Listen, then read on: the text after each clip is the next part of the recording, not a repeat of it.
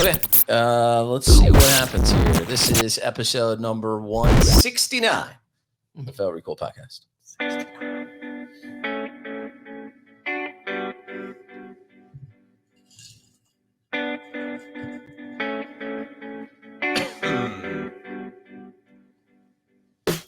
All right, then. Welcome to the Felt Recoil Podcast. This is episode number 169. And boy, it's been, I feel like a year in the making, but really just about a month, right there, P-Mag? Something like that, yeah. Yeah. Good to see you in person. Likewise. Been a while. We'll explain it all in just a second.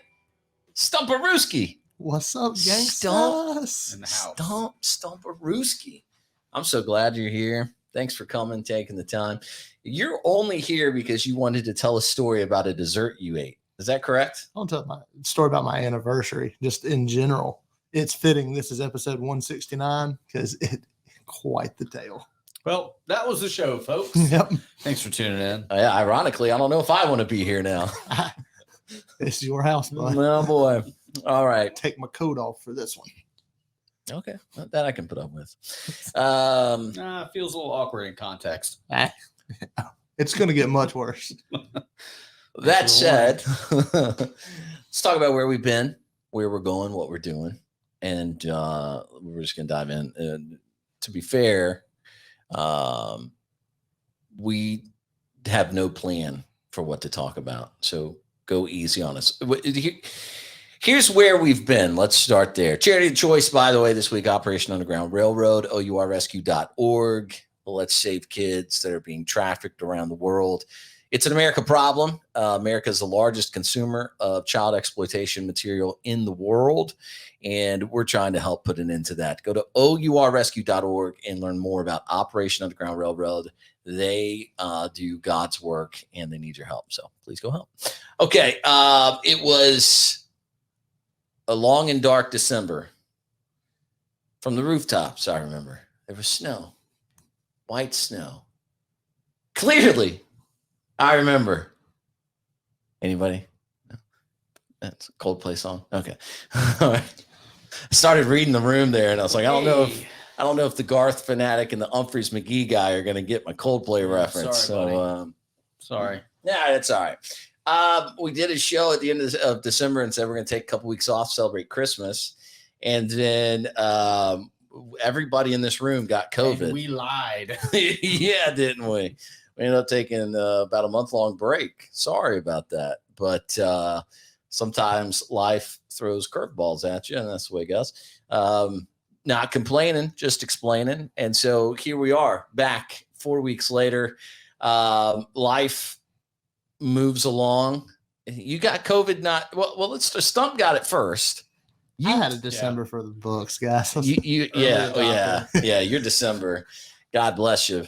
Yeah. But you're dealing with COVID. Was it okay? Was it hard? Did your kids get sick? Wife got really sick. Like, made me a little nervous sick. I would have taken a test had I not had to take one to go back to work. And I took it and got a late Christmas gift and another week at home with my children, who I love and adore. But let's be honest, 2 weeks straight with them, I was ready to go back to work. Because we were trying to plan a Topgolf night. Let me make this about me as quickly as possible. We had talked about going to Topgolf as a group, and then you got it. We had to push that out a few weeks. Yeah. But you were never really. Did you feel down for the count at all? Bedridden? I had one day where I was kind of like, oh, this felt a little weak. But other than that, no. As soon as the new CDC guideline came out, Oh, that's right. Yes. My 5 day. The 5 day came out on the third or fourth day of mine. Day 5, I had a mask on. Was at the movie theater. Yeah. I wanted to see Spider-Man. Yeah. So I had to get out of the house. But no, I was fine. April had officially, I think it was 16 or 17 days worth of symptoms. Yeesh. She developed a pretty nasty secondary infection. So we weathered that storm, but that was a lot of time at home. I did not like it. If she was just trying to eat up that, paid leave, you can just tell us. You don't have to perpetuate some sort of story. She got a phone call on day 13. Said, "Hey, do you have a fever?" She was like, "No, the fever's down, We're like, great. We'll see you on Friday. She was like, oh, no kidding. okay. Wow. Okie dokie. We'll see you Friday. Or it was pretty much a we'll see you Friday or else we won't be seeing you. Hey, April, has everything but the vomiting of blood subsided? Yes. Oh, good. Good. Well, we'll see you Friday. Yeah, it was They make her drink red Kool-Aid in front of all the patients while she's in there in case there needs to be an explanation. Don't you worry about what you see over there. Yeah. As you've seen. I don't know. There's no way on earth she could have gone to work when the recommended amount of time. There's no way. Yeah. There's no way she couldn't be on her feet for, 2 hours, much less 12.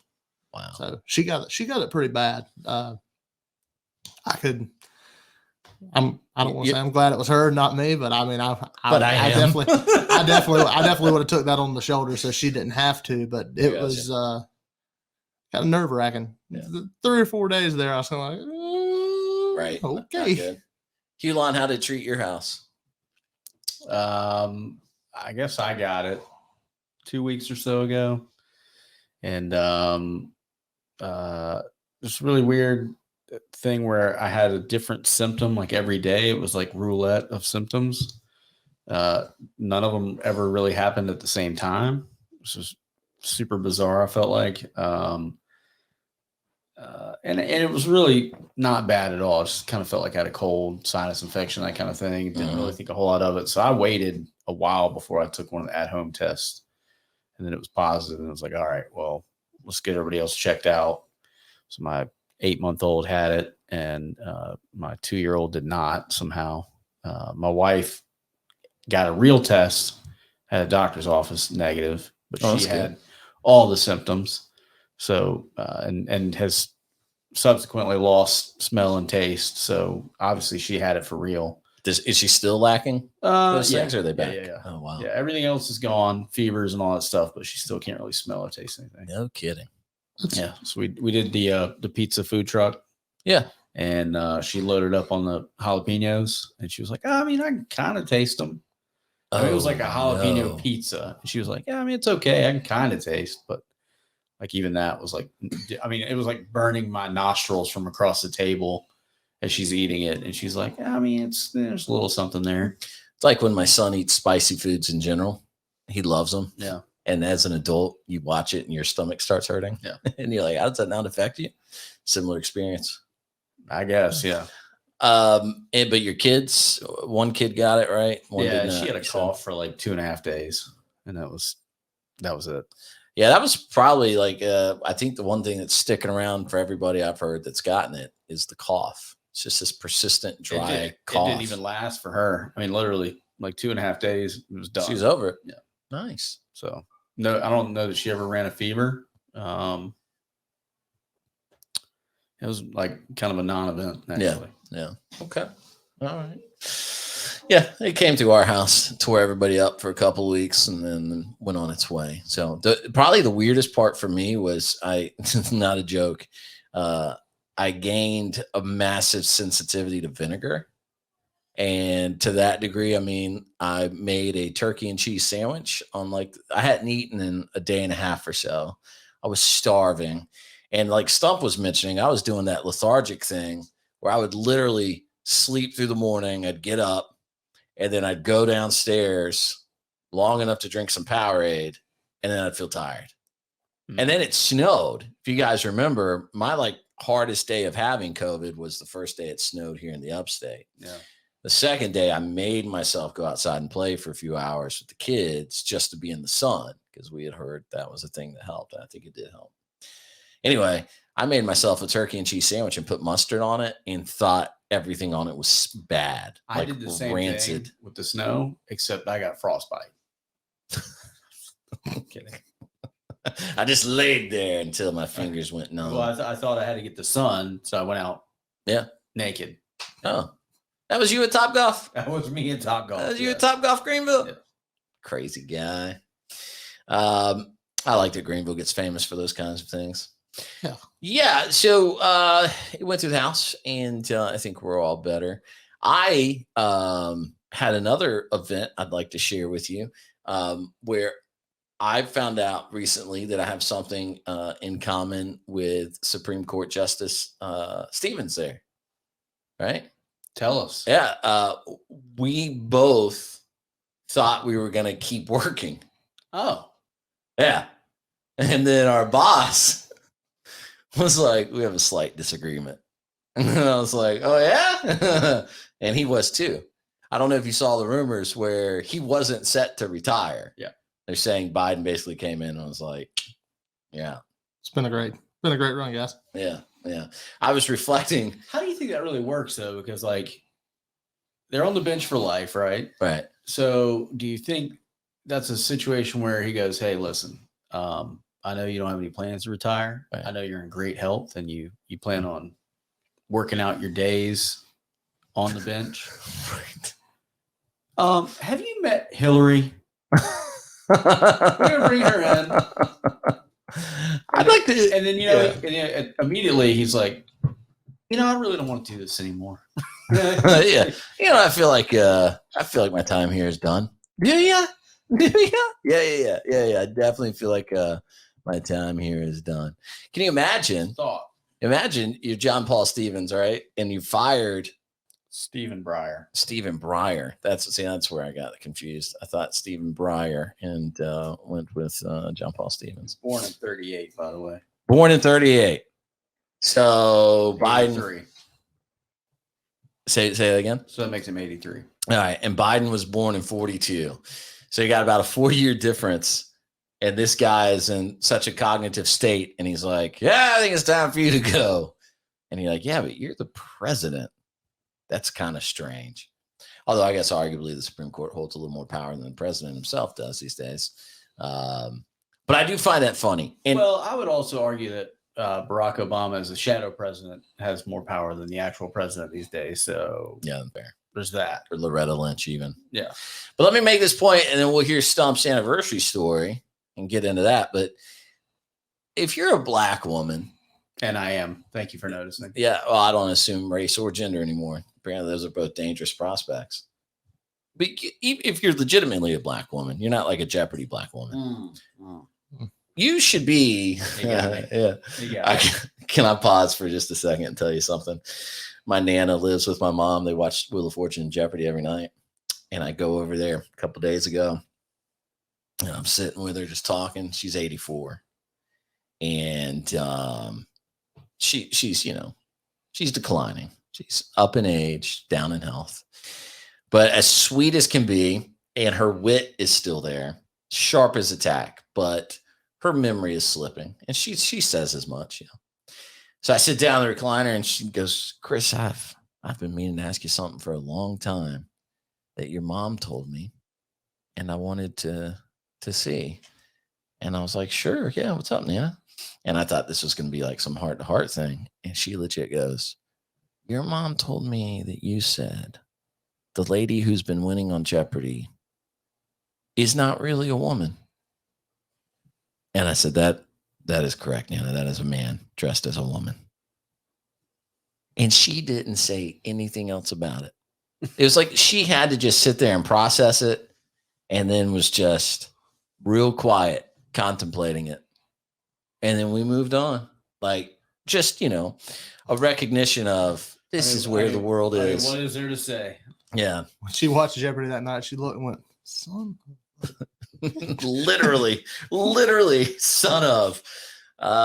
Yeah. And you know what? You should be offended if you're an actual woman and that dude is proving to you what we all already know, that men are mentally superior to women. And it takes a guy to dress as a woman to give women the record of winning on Jeopardy. We can't help that. We do appreciate him doing that for us, but it's certainly not my fault. No. But black women should be offended because what Biden has done is he didn't say anything about actual qualifications. Right. I'm going to go off merit and ability and the resume. And I believe that there's a strong black woman in the lineup that meets those qualifications. And when I compare her to such and such and such and such and so and so and so and so, she is shoulder to shoulder with the modern jurists of our era, and she's written these opinions and they're incredible. There was none of that.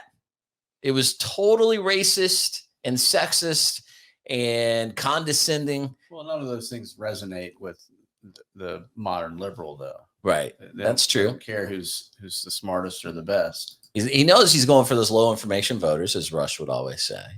And he appeases them by behaving that way. Right. But it is not doing them any good, because now what happens? They want to talk about this unconscious bias and racism that we all possess, apparently. But where does that come from? Outside of you consume things like this. Are you legitimately telling me that the rest of the world will now watch this black woman go through the nomination process and think anything other than she's only there because she's black and a woman? That's about it. That's all anybody's going to think. And Biden did that to her. Anyway, all right. She should be offended. I feel sorry for her, whomever she is. She's way smarter than I'll ever be. You got to be to at least get nominated. And so I feel for her, because all that hard work to build herself up legitimately is out the window because of him. That dog. Okay, Stump. Your anniversary. You took your wife to a Tracy Lawrence concert at the Blind Horse Saloon, I heard. Yeah. Yeah. That's okay. How'd it go? The gift that keeps on giving. No, unfortunately, we did not get to make it. I heard there was a kerfuffle. Yep. A few Tracy Lawrence puns to be made there. I mean, who could? We have your on the field report. Oh yeah. And that will be available here shortly. But go ahead. Yeah, that's 1,000% true. When is your anniversary? January 23rd. I was at your wedding. Yes, I remember. How many years has it been now? 6. Wow. 6 years. So, and 2 kids. 2 kids. So you've had 6 years. You bought a house together. Yep. You tried to burn it down, if I recall correctly. No, sir. She tried to burn it down. You're at war with your HOA. Yes, that is an ongoing dispute. I'm now at war with my neighbors. I think I've won the battle, but oh, really? Yeah, I think if they're listening to this, that's a miracle, God. I think they're a sleeper cell. Something shady is going on over there. Our neighborhood's being infiltrated by Russians. No joke. Tell us more. They're Russian and they live across the street. I'm giving you everything I got. No, they've for the life of me, we live in a cookie cutter house at the time. You know, that to me, the dream was always, I want to live in a subdivision with a house with 2 floors. That was cool for about 6 months. Now I'm sick of walking upstairs. I'm still fat and I go up and down stairs every day. Right. Yeah. No. Our neighbors that lived across the street, the nicest people, we maintain a very close friendship with them, but to hell with them for leaving me with these people. They park a panel van on the road every night. No windows, creepy. It's a work van. Yeah. But they park it just in enough spot to piss me off to where it takes a 3-point turn to get in my driveway. So I Karen their asses. I started taking pictures and turning them in. Yeah. That's all they got to use the driveway because of the HOA. Is that what's going on? Yeah. Well, you buy a house. Right. 2-car garage, sure. 2 cars in the driveway. It's set up, I don't park, my cars don't fit in the garage, but I only have 2 cars there. If you're going to buy a house, or you're going to say, I'm going to live somewhere, right? Buy where you can park. I mean, it's as simple as that. Mm-hmm. Don't buy a house where you're going to have 8 people driving, because they have their parents there, then they have kids that are going to be driving soon. Yeah. It's fixing to be down a used car lot over there. Yeah. And they're connected to our neighbors down the street who they do that Turo. What's the app that you rent out luxury vehicles? You know what I'm talking about? Oh. Why would we look at us? Why would we know about that app? I don't know. I downloaded it once on vacation, saw the prices, and was like, I'm not borrowing somebody's Lamborghini. Right. But no, they cycle out new cars all the time. They're connected to them as part of the sleeper cell, I think. And they flabbergasted. Like, I'm leaving. I'm leaving it. But no, so we finally celebrated anniversary. We don't do it often. Mother-in-law was nice enough to come and watch the kids for us. Yeah. We went to Coral downtown. it's where she wanted to go. We went. It was great. She got me some Cat Williams tickets if he doesn't get locked up for the 82nd time before the concert. I'm pretty excited about that. So that man sweats more than anybody I've ever seen in my life. Yeah, that would be the drugs. That would be. Oh yeah, okay. That would probably do it. Man, he's only 5'4", I think. Yeah, but so it's unsettling to watch, in my opinion. So we wear fur and pure silk and everything else, suede suits on stage. Like I get it. So, and the crack. Okay. Yeah. That makes sense. And the crack. So there's this new dessert place downtown. Okay. It's called Better Than Sex Desserts. That's the name of the restaurant. That's the name of the restaurant. And I just saw it on, these Greenville 360 and other pages that I follow. Wait. In downtown Greenville, there's a restaurant called Better Than Sex. Yeah, you know where Cafe and Then Some is? Uh-huh. It's right across the street, directly across the street where you turn. I don't know the little cut down road right there where you go to the parking garage at the Lawrence Street garage. Yeah. Wait. I'm just trying to wrap my head around it. Give me a second. Downtown Greenville, South Carolina. Yes. Where you're not allowed to build a dance floor. See. Okay. But they did allow a restaurant called Better Than Sex. Whatever's Chinese for yes. I was under the impression that's why you couldn't have the dance floors, because that's what it led to. Chocolate cake? No, the other part of it. Oh, got it. Yeah, that's why I thought this was a Footloose. I'll add this too, because I drive by it to drop my kids off every day at daycare. Oh, good. It's literally a block away from the church daycare where my kids go. There's a sign on the window, and when you drive by it, it's like red, like velvet curtains on the inside. You can't see inside. And then you just see it says sex really big on the window. No. Slightly smaller. It says, no. Yeah. But just so you have to do a double take, because you just see sex on the window. And then, when you do the double take, you read the rest of it, or the first part, I should say. Was it like, so is it under it? Is the Better Than under it, or? It's kind of above and to the left. So I was imagining it would at least be called like BTS on the signage, but they just went all out. No. Yeah. So how did they allow that? I don't know. So anyway, so it's your 6th anniversary. We got a little sideways at dinner. We got a little off kilter. Called the Uber and all that. Yeah. That kind of night. Yeah, we hit baseline. That's where I like to stay. Is hover around baseline. Well, I hovered around baseline. My significant other, to the moon, baby. She got the 4-drink giggles. Oh yeah. Now when you walk, so we get out and we walk to this joint. Like you said, the curtains. As soon as we got there, I mean, I kind of pulled up and was like, something ain't right here. Yeah. Something's I don't felt weird. It was a weird vibe. It was that part of Main Street where you're starting to get the vibe like I could get stabbed here. Should it? Well, yeah, you're right next to that spot where all the homeless people hang out. Yeah, and it's dark. Yeah. It's dark down there. So we got there and I said, okay, I'll try it. I said, back at the baseline, didn't care. As soon as April pulled the door open to this place, I said, ain't gonna happen. Don't like this. Red wine, furniture, floors, wall panels, and the gaudiest 10 gold ceiling ever. I will send you that. I sent the picture to the group. You can post it so people can get a visual of this. Yeah. Go ahead. You walk in, and then there's a sign when you walk in, and it says quiet zone. If you feel like being loud, just kiss instead. And I just cut my eyes over at April, and she knew. She said, oh my Lord, he is going to freak out. And so the host, who is the owner, she's like, hey, welcome to Better Than Sex. Been here before? This is where Stumpy made his first mistake. Nope, never been. Show us around. Follow me to your table. I thought April had told him on the reservation that it was our anniversary. Because you have to have reservations at this joint. You just can't walk in. Okay. She cuts on a flashlight, and starts shining it on the floor like you're at a concert, like go to your seats. I was like, oh gosh, so you have to get guided to your seats. She takes us to a corner booth that is a half a booth. Me and April are wearing peacoats, and we are sitting beside each other like we are 90 years old at 2 p.m. at the S&S, at the cafeteria having lunch together. What? We are sitting shoulder to shoulder like I love this woman. Like I looked at her, I said, April. And she gets really red, and it's quiet, and she's still maintaining.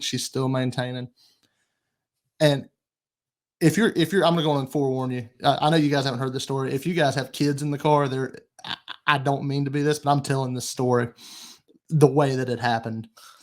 Okay. Just listener beware. So the waitress comes up to the table, and they give you an iPad, because I mean you could not read a menu in there because your cell phone in your eyes all the way down. So dimly lit. Your cell phone on the lowest brightness is like looking straight into the sun. It's so dark in this place. And it's uncomfortable to have your phone out because there's like stuff just like, it's got a very Myrtle Beach, Gatlinburg, just kind of cheesy, just like very clean, very professional place. But it felt like people had just been doing the deed all over the place. Like I felt nasty. Wonderful. Oh no. So the waitress comes and she's like, hey, have you been here before? I was like, no, we haven't. She said, oh, okay. Well, let me start you on your sexual journey. I said, what? Honey, we started down this road a long time ago, but you go ahead and catch me up. Tell me what I've been missing. She goes into a 2-page dissertation about the freakazoids that start this place in Key West, Florida. And I've got my Gordon Ramsay thing going on. Like, who gives a damn about the owners? Just let me order so I can get out of this personal hell that my wife has signed us up for. And at this point, 5-drink April's starting to roll. So are you in a position here where, pardon the pun, where your wife was really excited about this place and you were, it's just something you were along for the ride, and then, oh man, this is terrible, and she's disappointed, and how that goes. We're the world's worst about going to the same places and doing the same things. So easy, cowboy. Damn, I'll speed. I'm trying to get comfortable for the story. I'll speed the story up. Jeez. Patrick just pulled a gun out and set it on the table. Like, let's move this along. But she'd heard me mention it, and there's a bunch of locations, and there was a little bit of press and everything behind this place. So I was like, wow, I want to try it because I've never actually sat down and tried just a signature dessert. I mean, a $20 dessert that's supposed to be world class. I wanted to try it. And this woman, she goes through and she introduces the founders and then the owners of the one in Greenville. And she said, well, let's get started. So all of our signature drinks come with a rim job. And I went, oh no, boo-boo. What? And there goes April, cackling. Sounds like a chicken in a pen. Okay. She's lost it. This is a very quiet place. And I like to consider myself, I know a few people. I'm sitting here thinking, like, if anybody sees me in here, I'm going to pay for their meal and tell them you never saw me in this place. Right. This never happened. But the stuff on the menu is just like, how in God's name is a man, a straight man, and if, listen.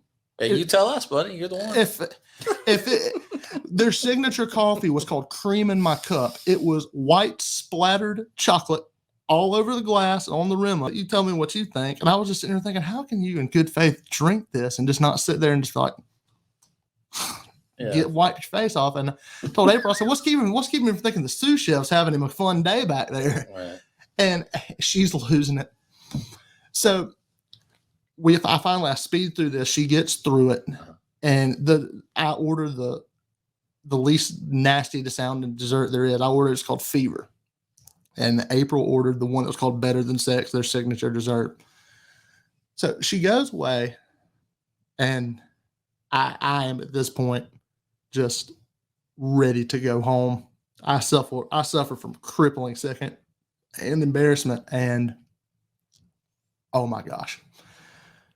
So she comes back, she brings us our waters, and she was like, so what are y'all celebrating? We're like, it's our anniversary, we're here. She was like, oh, well, here, you want to answer these spark questions to help you get to know each other and excite each other. I was like, not really. No, we're good. We're good. We're gonna have this dessert here and nothing else. And it's a small space. They've got you packed in there, and like I said before, you can't see who's behind you, who's over there, who's over here, and the stuff on this thing. I'm like, I mean, I wouldn't ask you this stuff at home unless I had a solid buzz. Like, what in God's green earth? Wait. Are these questions sexual in nature? That's what I'm trying to understand. Oh, yeah. Because the concept, correct me if I'm wrong, the concept is that the dessert you're about to have is better than anything you would get when you got home. Right. So why are we trying to grease the skids? Trying to outdo ourselves. Yeah, the dessert restaurant, when it can't, if it can get better, the restaurant is lying to everyone. It should be full of embarrassing questions. Right. Well, it wasn't. It wasn't public. Tell us about last time your stomach was so upset you couldn't stay off the toilet. That kind of stuff. Yeah. Real get to know me questions. No. Well, they got, you know what I'm saying? They got to sway it so you have no desire to go home and do any messing around. Well, one of them. And then you're like, man, that cake was good. That cake. Well, one of the questions. Nothing will do that. Man. Now put your clothes back on. That cake. I had cake already. Didn't you read the sign at the restaurant? The iPad was there. They leave it there the whole time, and she puts these questions up, and I look over, and there April goes. I mean, she is cackling at this point. She can just sense like I'm rising. I'm rising. It's not really mad, just like I just want to go home. There's an insomnia cookie half a mile from here. I will go spend $100 down there, and we will have the best night ever. So. But the first question is if we were alone right now, what would you do to me? And if there's enough privacy, go ahead and do it. I looked at April like, if you touch me, I will backhand you in this booth, woman. No she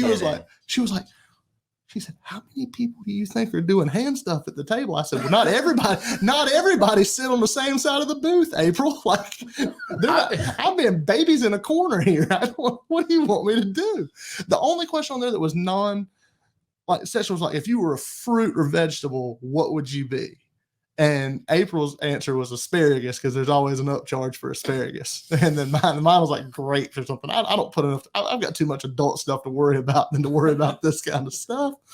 I think in a place like that, asparagus is also appropriate, because now it's going to burn a little when you pee, and it's going to smell weird. And this sounds like a great place to pick up those kinds of things as well. I've told the story on my friend. I'm trying to keep it in line. I'm going to forget something, but hey, here's another idea, by the way. If you ever go to this place and you've heard Stump's story, now you can be prepared. And when they say, what would you do to me if we were at home? Bring a basket of laundry and then get up and go get it when you get to that question and drop it at your wife's feet and just see how that plays out. I mean, send me an email. Let me know. It was pretty raunchy. That was the one that stuck out to me. It was like, who's going to, I mean, I know people probably do, but I mean, the vibe of the place still, and I'm sitting here at the edge of this booth beside my wife, and I feel like somebody's gonna come around the corner from behind one of these curtains and just like lick my ear or something. I'm freaked out. It feels like the place. Speaking of upcharges, like I feel like the place is covered in man sauce. Like I'm ready to go. Yeah. Well, I finally get her calmed down like a cackling hen. I mean, she is just losing her mind. She knows that I'm like it. And then all of a sudden, it's all you hear on the radio. It's going from like classical jazz, like dude, like I call it 30s, 40s, like music, it's nice, to like techno. I was like, oh my gosh, please just get me out of here. I feel like this is the kind of place that just plays R. Kelly on repeat. R. Kelly and Ray J. Yeah. That's the guy that comes out from behind the corner to lick your ear. I think he's more like going to pee on your shoulder. Yeah. He's the one making those lattes in the back. Well, all of a sudden the radio stopped. Was like, yeah, why don't you just lean on in and give him a kiss? It's better than sex radio. I Ric Flair chop April. I was like, April, did you hear this shit? Like, April. No. There she goes again. She said, I am so sorry. I was like, I just want you to know, I'm glad we shared our last meal together on our anniversary, because I'm filing for divorce in the morning. So out come the desserts. Right. And this is where rubber meets road for me. And I'll send you guys the picture. They give April's got a 6. It comes with instructions on how to eat it, eat the flavors. Really beautiful, well put together. Mine, the least dirty sounding thing on the menu. She's like, all right, yours, you're going to want to start at the rear with that warm, gooey chocolate pudding. I'm like, God, Are you really? serious, dude? Then you're going to go up to that warm, soft middle that you enjoy. I was like, This is the waitress telling you this? yes. And God bless her. I mean, she's just doing her job. I mean, Yeah, but she chose to do that job. Everyone is hiring right now. Yeah. There's no excuse for that to be your job. And they go, well, I mean, well, I couldn't really find anything else waiting. Wendy's has a $1,200 signing bonus. Right. Yeah. So this is a brownie. It says on the menu, it says it's just a warm brownie, almost like a lava cake with ice cream. Okay, give me a scoop of ice cream. Just name it Fever because it's hot, then it's cold, Then she says, going up to those two big white balls you got on there. You got 2 of them. Make sure you show them off. And that is when we went to 4-alarm fire. Then she said, then you got to enjoy that little chocolate decoration in the middle. And there is a little chocolate penis squarely in the middle of my dessert. Goodness. And I just cut my eyes to the left, and April is in the sheet laughing. So she's not laughing in this woman's face. How do you not laugh in the woman's face? And she has to know. And I looked, I was like, oh. I'd like to meet the person that takes all this very seriously. Oh, I would too. I was like, oh. Was it busy? Yes, we had to have a reservation. It was, and I just looked, and it wasn't like just a funny haha bachelorette party 22, just a shape of a penis. There was detail. Oh my gosh. I immediately took that son of a gun and paper footballed it across the restaurant. No remorse at this point. And I told April, I was like, I cannot eat this in good faith, but I'm going to do it anyway. And I took one of and I have never seen her laugh so hard. And it was the best anniversary ever, but I had to come and tell you guys that story because I was texting you guys at the restaurant. I really wish what's that really going, because I would have shown up just to see you there. Yes. Yeah. So yes. Here I know. You have a reservation, sir? No, but I am here to laugh at that guy. So I know this is great radio. There's a picture of my dessert. You were not kidding. But why? But what? But why? None of the top pieces are on the menu. It's a scoop of ice cream and a brownie. Yeah. Give me the least. I didn't want the between the sheets reverse 60. I wonder if this is that's not at all how this place actually normally is. But then they saw you come in and they were like, "We gotta mess with this guy." I don't know how to say this. That'd be the only redeeming aspect. I think if I owned a business, that's how I'd operate it. I don't think that we were their target clientele, if that makes sense. Because you actually have sex with each other. Yeah. You don't need cake and ice cream innuendo. I don't know how that wasn't your first question when you go into a restaurant like that. Like, hey, how are you? Hey, yeah. Quick question. Who are you having sex with? Do you think this is better? Yeah. The featured drink, I was like, I want to check out their drink menu because I'm just going to order a regular drink. I don't need all the caveats and the specialties. Just give me just Miller Lite will be fine with me. Let me check out your liquor menu. It was Hennessy, VSOP, King Henry, and Grey Goose was all the liquor choices. I was like, I see. I like to think that you ordered a Miller Lite and she said, well, we don't have any Miller Lite, but we do have Booty Light. And then the Bud Light comes out. It's obviously hand scrawled on there. It's Booty Light. And there was no Miller Lite. There was no normal beers. The only they had Red's Apple Ale, and then it was a bunch of just over the top chocolate beers and everything else. I'm like, just a bunch of weird. Yeah, I had just done better bringing a flask. You'd have done better by not having gone there in the first place. Yes, but I think that's the only having done it was worth it for the story. Our bill ended up being like $30, and I left the woman a $20 tip. And April was like, "Are you on drugs?" I was like, "No, I'm not on drugs." I was like, "This woman had to sit here with us. She stood here with a straight face and read the room and saw how uncomfortable I was, and didn't break, never wavered, never like, I know you don't like this." She did her job the way she was trained to do it. So I gave her a tip, but I feel like you do have to respect that. I did, but there is not.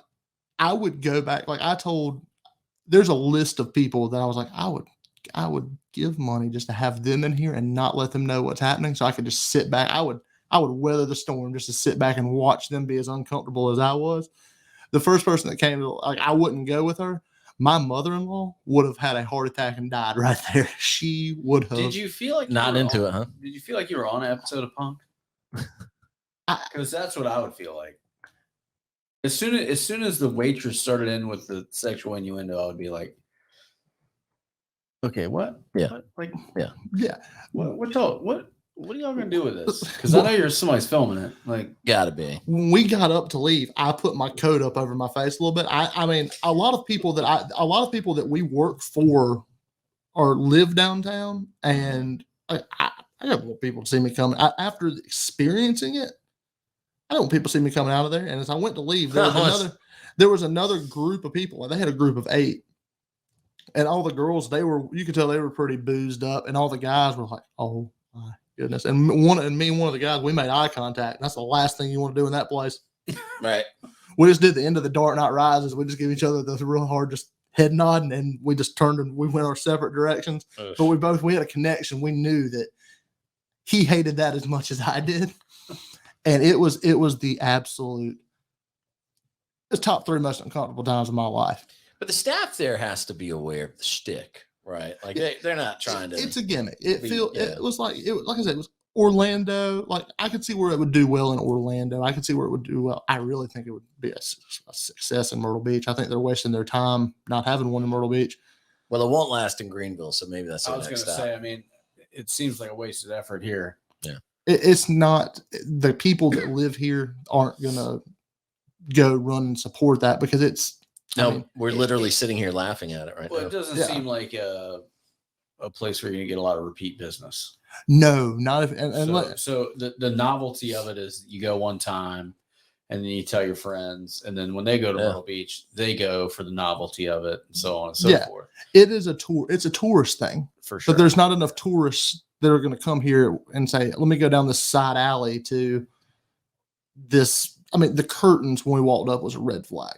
Because you go by there, it was not the name on the side of it. It used to be not the name. It used to be a cigar shop. Yeah, and then I noticed one day that it was out of business, because I drive by it twice a day every day, and I noticed it was out of business, and I noticed that you couldn't see into it anymore, but I couldn't really make out what was going on. And then I realized that there was like a red, like velvet curtain completely blocking the whole front of the place. And then the sign showed up a couple days later, and it just said sex in big letters. And I was like, well, that doesn't seem appropriate. Right. It was a clown show. Like, when we got out of there, it was a silent walk back to the car. And we finally got in the car, and April said, "Well, that was awesome. Let's go do it again." I was like, and the thing is I called and got the reservation moved up, because we had an early dinner, and then we had all this time to kill, and I didn't want to go because there's only 2 things to do when it's cold downtown. It's eat and drink. I mean, you're not going to the park or anything like that. So I was like, I don't want to go down here and just get absolutely annihilated. Let's move this up. And because April, bless her, she said, "Let's go to do an escape room." If I would have had to go be locked in an escape room with that woman for an hour and then drive back downtown to go do that. You don't like escape rooms? There's an escape room downtown. Yeah. Not with her. Let me rephrase that. Not with her after she's been drinking. I gotcha. That would have been we're locked in here. It's like, well, no. We paid to be locked in here. We're gonna find our way out. No.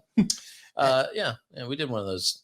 I don't know, not so long ago, a year or two ago. It's kind of fun. We did one together on our first anniversary in Nashville, and that's one of the most fun things we've ever done together. It was like a 3 or 4 room one, but there was a new one they opened in Greer. I was like, because that's the only one you could get a reservation to. I was like, we're gonna have to drive all the way there and come all the way back. Mhm. And I was let me call this place to see if we can get this reservation bumped up, and we did. There you go. Because if it had been 9:30 at night and I had to walk in there to that, been real hot. It was I don't there's only I mean, yeah, if you have to go try it. It's the only thing I can tell you. No, I don't. Yeah. I'm reminded of a story. You can look this movie up. It's called My Life as a Troll. Dominic Brasha, who has since passed away.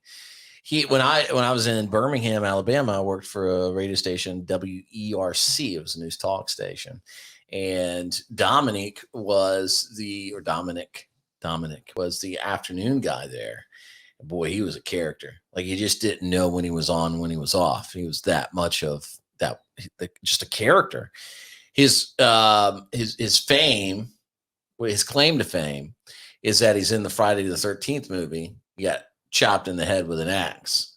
Huh. All right, so he's like this heavier set guy, and I guess maybe it was Jason or Freddy. I don't know those movies too well. Jason.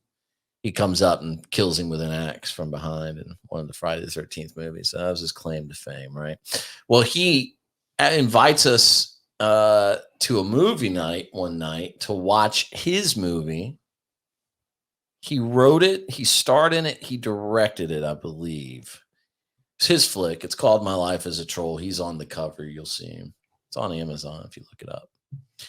And we were howling. Like, it was hilarious. And so we had a Saturday night show. We watch it with him, right? And then did we watch it with him or without him? It doesn't matter, because then we bring him on the Saturday night show to talk about his film. And we're talking about how funny it is. Yeah, that's it right there. My Life as a Troll. Stump's got it pulled up on his phone. It looks like you got a Butterfinger? Oh my gosh. I bet that was a good one. It was a weird thing, man. And he came on to our Saturday night show to tell us all about it. And lo and behold, we thought it was funny. He did not think it was funny. And he then quickly... Corey Feldman's in it? That sounds right. He might be. I don't remember. I'm going to tell you everything I can remember about it, and this is it. So it says IMDb. He had to explain to us that the subtext, which I guess we should have gotten but didn't, is that his character is gay, and he's trying to come out to his friends. And we just thought his character was an idiot. And so we were all laughing at it, including the guy on the show who was gay. He didn't even get it. Like, I was like, hey, man, did you understand that that's what was going on? Because as a straight man, should have hired some consultants. Yeah, right. He was like, nah, dude, I had no idea. I said, all right, I just want to make, because it went over my head. But again, I'm not gay, so maybe I didn't get it. And I've only seen it that one time. But dude, I remember his producer came to me later and said he was not happy that you guys thought it was funny. He was not excited, but he was the nicest guy in the world. So he was never going to be like, okay, stop it. You misunderstood. He just kind of went along with it and was like, oh, well, no, guys. Okay, no. Hang on a second. Yeah. So was it a comedy or not? I don't think it was supposed to be. I just closed my tab. Great. You still have it pulled up on Amazon? Somebody, let's read the description and you tell me, because I don't think it was meant to be. What was it called? My Life as a Troll. I have the IMDb pulled up. What's the description of it say? It says, I'm a troll. That's the question comedian Louis Kappa wonders as he tells his childhood friends he is different. Can straight guys and gay guys really be friends? Oh, there you go. Yeah. Okay. I had no idea. Now I really want to go watch it and see if I just totally missed that he was gay and that he was forthright about it. And it just went over all of our heads. But that's what your story at the restaurant kind of reminds me of. That awkward tension between you and the wait staff. is kind of what I started feeling with Dominic, where I was like, oh, wait a second. We were supposed to be in this together, but we're actually not. Yeah, it was truly hilarious. I don't think I've ever seen April laugh that hard. It was worth it. That made, as bad as it was, that made the whole anniversary. It made it the best anniversary ever. Just getting to see, she was right.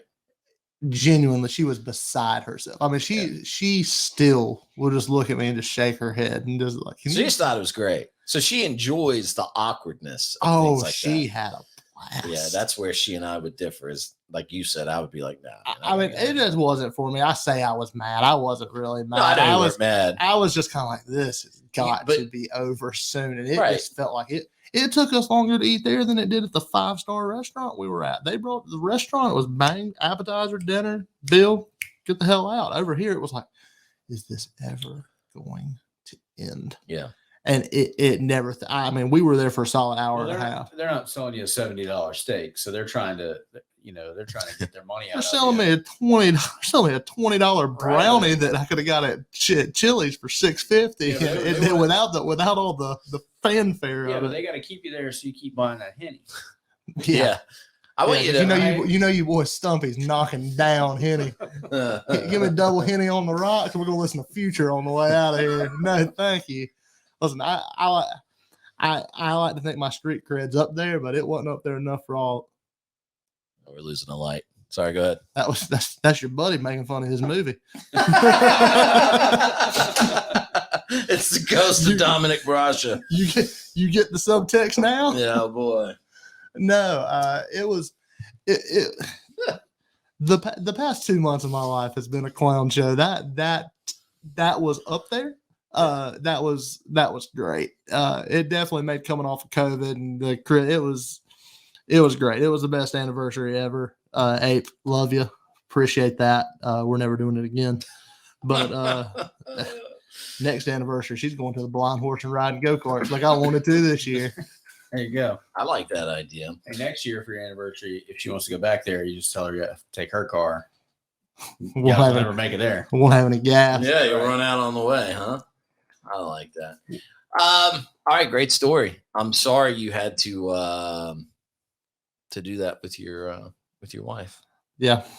What a terrible, terrible time. Okay, let's do our VODA because it's going to take a couple of minutes here, and we're approaching the hour mark anyway, and then we'll be done. It's our VODA of the week. I'm an ambitious officer. One VODA. Everybody knows the rules. I need to be a part of the 100 Club. I bet you can guess who this week's VODA is. Neil Young and all of his friends.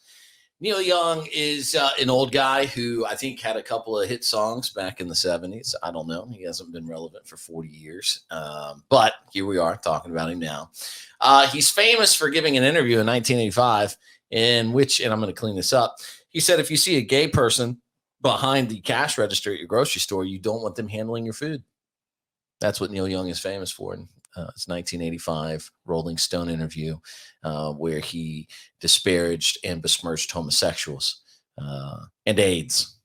He was afraid of AIDS. That would be, it's very funny. Honestly, Patrick, you pointed out earlier today in a text message, we've kind of compared these two before, coronavirus and AIDS, because when AIDS was first a thing, everybody was panicked about, don't sit on public toilet seats. Don't drink out of water fountains, all these things that you couldn't do because they didn't know where AIDS was coming from. Now, of course, I was 4, and so it did not impact me as much, except at the YMCA, where I spent most of my youth, looking for parents. And no, that's true. At least I wasn't with the village people. That's right. Now, Neil is mad that Joe Rogan, what an upside down world we live in. All right, let's think about this. We haven't done a show in about 4 weeks, right? Is that right? That sounds about right. All right. Stream of conscious. I haven't been here in months. Have your Google foo ready if you need it. Let's name the famous people that have died since the last time we did a show. Betty White, Meatloaf, okay, John Madden, Bob Saget. Who am I missing? Those are the big. Louis Anderson. Yeah. So you get into this commonality here. Like, obviously, Betty White, we're not going to talk COVID about because the lady was freaking 100 years old. That happens. You turn 100 and you die. Like, great. Good for you. Long life, right? You're not supposed to be dying in your mid-60s from COVID, right? So there's something weird happening. We read the story earlier out of Africa. Did you see this? A girl in her 20s who's HIV positive. Coronavirus mutated into, I think that's the right way to say it. It mutated into 22 separate strains inside of her body. Into 22 separate strains inside of her body. And people are panicked about it. People are dying. They're taking people. MUSC today, the Medical University of South Carolina, took an upstate man off the transplant wait list. He needs a kidney. And they told him if he won't get the COVID vaccine, he can't have his transplant over a vaccine of something most people are surviving. We saw the man in Boston who needs the heart transplant. They did the same thing to him. Hospitals are telling you now, you don't have a choice in your healthcare. You either do it our way or you die. It's not, let's consult with doctors and talk about what the best course of medicine is for you, because people are paranoid. They're paranoid about this COVID stuff. Are bad things happening because of COVID? Is it contributing to very bad things? Absolutely. Nobody would deny that. But here's Joe Rogan. He has medical professionals on. He has the guy on who helped invented mRNA technology. And Neil Young wants Joe Rogan labeled as a denier of science because he had the scientist on his show that invented the very technology, at least contributed to the invention of the technology that Neil Young is trying to champion out there. The only reason you shut down the battle of ideas is because you're losing it, right? That's why they want to cancel people, is because they're not smart enough to wage a war of wits with them. Us. And so now Joe Rogan has had to do this kind of half-hearted apology, if you saw that, where I did. He basically said, I'll be better about having guests on immediately after that counter the arguments of the controversial people. There should be nothing controversial. If we have Jordan Peterson on, and he and I are engaged in this just nail-biting debate as it would be, and nobody's pressed him as hard as they've pressed him in this home office. That's how that would go, by the way. Sure. And I'm sure he's looking forward to it. Yeah, I'm really pushing his intellect to the limits, and he's all, he's riled and sweating. He's having to wipe his forehead because he's finally met with Vermillion. With his bow tie. Yeah, right. And if he says, life after death is something people have contemplated for millennia. Can you then imagine people being outraged and calling that a controversy? This is an immutable fact. Yeah, actually, I can. Yeah, I guess that's, and that's the problem, right? Is that's where we are now. You have a man who professionally considers these things, and he comes on and he goes, we've been talking about this for years. This is the way it goes. And then everybody wants you canceled because it doesn't line up with what they think. Here's the thing, though. I've not ever met anyone that listens to Joe Rogan as a habit, right? That says anything about what he's doing is controversial. So, it's pretty obvious that what he's done is provide a platform for discourse in a society where it's not generally allowed. I mean, look at any, news outlet on TV. They're going to have 7 faces on the screen at the same time, and everybody's talking over each other. And the whole segment lasts about 2 minutes tops. It's just people yelling at each other. Nothing's accomplished. I don't know what anyone said. Right. And so then here's Joe Rogan, a guy who is going to bring on, presumably the voice of reason in a field where they have expertise, and they're going to go, okay, well, so tell me about it. And then they start having that dialogue. And then that goes on for 3 hours where you can actually learn something. Right. Rather than just have people yelling at each other. So it's just funny that it seems to me that the left is looking for a villain. And for some reason, they keep going after Joe Rogan, who's a self-described leftist. I mean, he believes in universal income. He loves Bernie Sanders. I mean, in the last presidential election, he had on nearly every Democratic candidate. I mean, Andrew Yang, he had Bernie on. I mean, I don't know what they want from him. It doesn't make any sense. They're just eating their own, man. Well, they want him to get in line. And look, we can disagree on things, right? Policies, and you can still be a good person. One of my favorite people in the world adamantly disagrees with me on everything politics and religion. But when I see that guy right here, right there, but when I see that guy, I don't get to see him too much. We used to work together years ago. But on the rare occasion that I see him, I'm so happy to see him. I couldn't be happier than being in a room with that guy and just hanging out. I love him. But we disagree on everything. But we both agree that we're still good people, that good people can exist, disagree on ideas. There's this rabid, crazy, left-leaning contingency now where anybody that dares to challenge them in any way in thought is a fascist, is a communist, right, must not be listened to, must be tarred and feathered and tossed. And I think it would be easy to say, well, that's because they're coddled, right? That's what people tend to do. Oh, this is a coddled generation and they've never been challenged. But I think it's because they've been taught it's actually true. You look at the education system in America today, and these people are legitimately teaching your children that if you and I don't take decisive action today, decisive and impactful action today, that the world will end in 15 years, right? That the waters will melt and rise. The timeline changes. Or depending on what week it is. Yeah, and here's a question. I mean this very, very sincerely. It's been 2 weeks, maybe 3 since it snowed in South Carolina. Okay. 2 weeks. Well, in the upstate, like at my house, there has not been substantial snowfall. I was going to say it snowed in Charleston like a couple of days ago. Yeah, and Columbia got hit. But here where we are in the upstate of South Carolina, we had substantial snowfall 3 weeks ago. We've had highs in the mid 50s for days on end since then, and there is still snow on the ground. Yet I'm supposed to believe that a 2-point tick upward in the Earth's temperature would melt every ice cap in the Antarctic, where we're going to go from negative 60 to negative 58, and suddenly all that melts because of that. I know that's a really maybe some like Jordan Peterson was just prepping to debate me, and he started laughing when he heard that. I think that's what you're supposed to believe. But I can't comprehend it when I look around. I know it's anecdotal, but I look around, I go, there's still snow over there by my garage. There's snow and ice, and it's been 55, 60 degrees. It's been, twice the freezing temperature here. And there it is.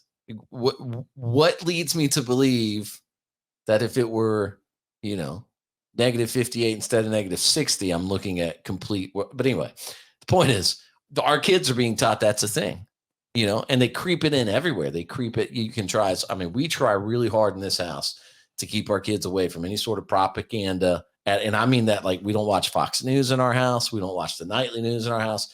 I don't want propaganda of any sort. I want them to read and decide on their own. And people believe things. If they see it on TV, they believe that's the authority and it's true. And so we try to keep it just to us discussing things. And anyway, my point is, that's what they're teaching these kids. And they've taught these kids in American universities. I've sat through classes and lectures where they teach you that Republicans are racist, that police officers are inherently racist, that the American system is racist, and everything is a grave injustice to anybody who's not straight and white. And this is the result of that. They're only believing what they've been taught. It's hardly their fault. And so to present them with any idea outside of that is contrary to everything they've experienced in life so far. So of course they have these crazy reactions. Crazy. But second point, and then I'll be done. I think they're starting to wake up. You look at what Bill Maher's been doing lately. Joe Rogan, as hard left as he is, he's realizing it.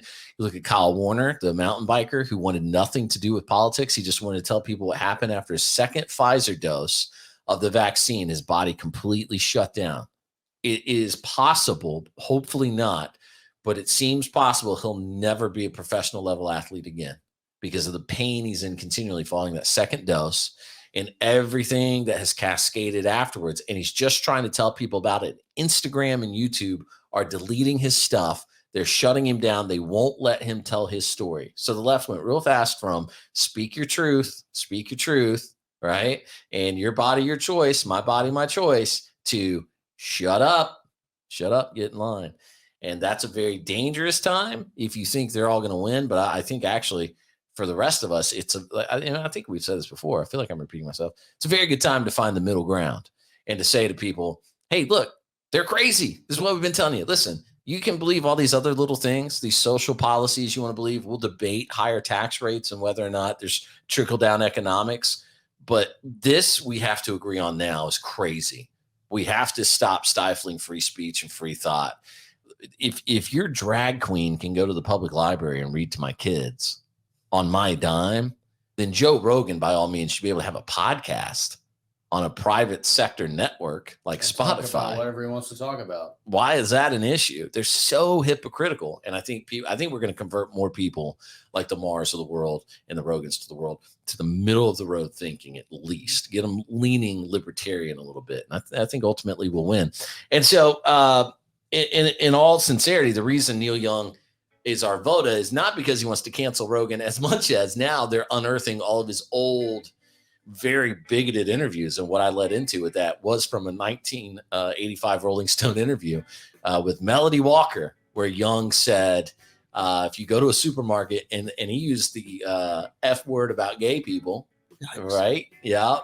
Behind the effing cash register, you don't want him to handle your potatoes. That makes sense. So he is obviously homophobic. So he's got that going for him, and he's afraid of AIDS. So whatever man don't need him around anyhow. Nice. Stump, love the story. Good luck to you. I have a really personal question I want to ask you about what happened after the restaurant, but I won't.